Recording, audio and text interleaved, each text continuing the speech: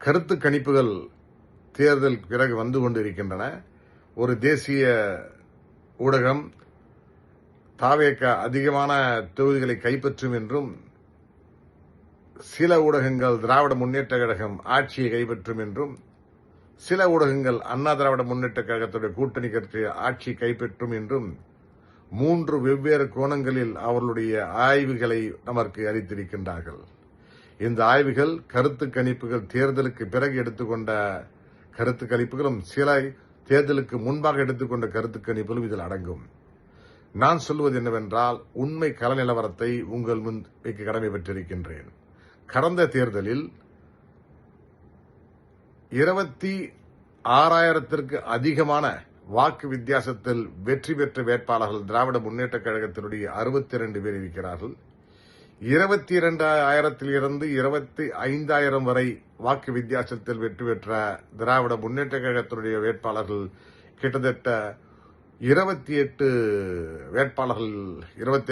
வேட்பாளர் இருக்கிறார்கள். ஆக மொத்தம் 90-95 வேட்பாளர்கள் திராவிட முன்னேற்ற கழகத்தில் கண்டிப்பாக வெற்றி பெற்றுவிடுவார்கள். ஏனென்றால் இதெல்லாம் 10ற்கு அதிகமான வாக்கு வித்தியாசம், 10% அதிகமான வாக்கு வித்தியாசம் என்ற காரணத்தால் வெற்றி வாகை கண்டிப்பாக நடக்கும். அதேபோல் அண்ணா திராவிட முன்னேற்ற கழகம் 54 தொகுதிகளில் அந்த வெற்றியை அவர்கள் தக்க வைத்துக் கொள்வார்கள். ஆக 144 இருந்து 150 தொகுதிகளை வரை அண்ணா திராவிட முன்னேற்ற கழகமும் திராவிட முன்னேற்ற கழகம் கைப்பற்றும். 96 தொகுதிகளில் திராவிட முன்னேற்ற கழகமும் 54 தொகுதிகளில் அண்ணா திராவிட முன்னேற்ற கழகம் வெற்றி பெற்றுவிடும்.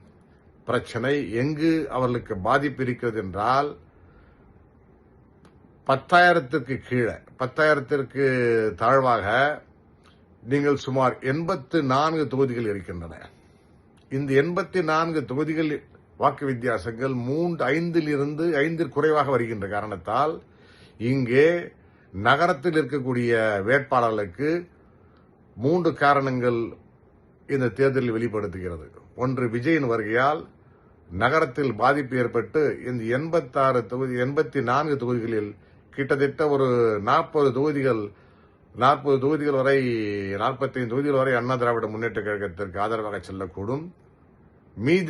மீதி ஒரு 40 தொகுதிகள் திராவிட முன்னேற்ற கழகத்திற்கு செல்கின்ற வாய்ப்பும் உண்டு. இதன்படி நீங்கள் பார்த்துக் கொண்டால் 110 120 வரை திராவிட முன்னேற்ற கழகமும், 90 100 வரை அதனுடைய கூட்டணிகள் அண்ணா திராவிட முன்னேற்ற கழகமும், தாவேவாக்கு விஜயுடைய கட்சிக்கு 2 5 தொகுதிகள் கிடைக்கக்கூடிய வாய்ப்புகள் தான் உண்டு. ஊடகங்கள் சொல்வது போல் 90 தொகுதிகளை விஜய் வெல்வார் என்பது பகல் கனவு, பகல் பொய். உண்மை கள நிலவரம் திராவிட முன்னேற்ற கழகத்திற்கு 100 110 தொகுதி வரையும், அண்ணா திராவிட முன்னேற்ற கழக 95 தொகுதிகள் கிட்டும். மீதி இருக்கின்ற 20 தொகுதிகள் 30 தொகுதிகள் கடுமையான போட்டி நிலவுகிறது. இந்த கிராமத்தினுடைய வாக்குகள் அண்ணா திராவிட முன்னேற்ற கழகத்திற்கு ஆதரவாக இருக்கின்றன. ஒன்று, அவருடைய தேர்தல் அறிக்கை, கூட்டுறவு கடன் தள்ளுபடி, கூட்டுறவு மாணவர் கடன் தள்ளுபடி, அதிக வேலை வாய்ப்பு, 150 நாள் உச்சவரம்பு விவசாயிகளுக்கு வேலை வாய்ப்பு, இவை 3ம் அதிகமான முறையில் வரவேற்பு பெற்றிருக்கின்ற காரணத்தால் இந்த தேர்தல் இந்த பிரதிபலிப்பும் வெளிப்பாடுகளும் நமக்கு ஏற்படுகின்றது.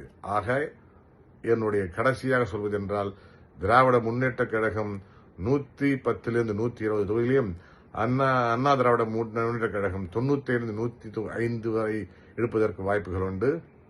கூட்டணி கட்சிகள் எந்த முறையில் பலமாக இருக்கிறதோ அவர்கள் வெற்றி பெறுவார்கள். தேர்தலுக்கு பிறகு கூட்டணியுடைய கட்சிகளுடைய அவருடைய மாறக்கூடிய வாய்ப்புகள் உண்டு. இங்கு இருக்க கட்சிகள் அங்கு செல்வதற்கும், அங்கு இருக்க கட்சிகள் இங்கு பெறுவதற்கும், ஆட்சியை அமைப்பதற்கு, இந்த குளறுபடிகள் நடப்பதற்கு அதிக வாய்ப்பு இருக்கிறது. பொறுத்திருந்து பார்ப்போம். 4 நமக்கு கிட்டும். தாவேகா 90 தொகுதி இருப்பது பகல் கனவு.